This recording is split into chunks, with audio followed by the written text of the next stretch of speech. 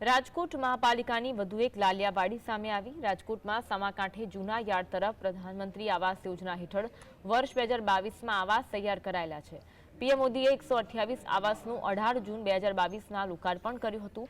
જો કે 2 વર્ષનો સમય વીતવા છતાં હજુ પણ આવાસ યોજનામાં ફ્લેટની ફાળવણી થઈ નથી। ત્યારે સમગ્ર મામલે સ્ટેન્ડિંગ કમિટીના ચેરમેન જયમીન ઠાકરે પ્રતિક્રિયા આપી અને કહ્યું કે આ બાબત હવે મારા ધ્યાને આવી છે। આ બાબતે બેદરકારી ન હોય, પરંતુ આવાસ ન ફાળવવાનું જે પણ કોઈ કારણ હશે તે અંગે ખુલાસો કરવામાં આવશે। મારા ધ્યાનમાં આપના દ્વારા વિષય મૂકવામાં આવ્યો છે, સારી બાબત છે। હું જાણી અને ડિટેલ આપને 100% કહી શકીશ, પણ આમાં બેદરકારી ન હોય। બેદરકારી હોય તો જ્યારે ગ્રાઉન્ડ લેવલે બાંધકામ થતું હોય ત્યારે જ સ્થિતિઓ પકડાતી હોય છે, પણ બની ગયા પછી 2 વર્ષ સુધી જો એલોટમેન્ટ ન થયા હોય તો એ તપાસનો વિષય છે। હું ચોક્કસથી તપાસ કરાવીને આપ બધાને જાણ કરીશ। ઓહ, અરે તો હું પાડી દઈશ।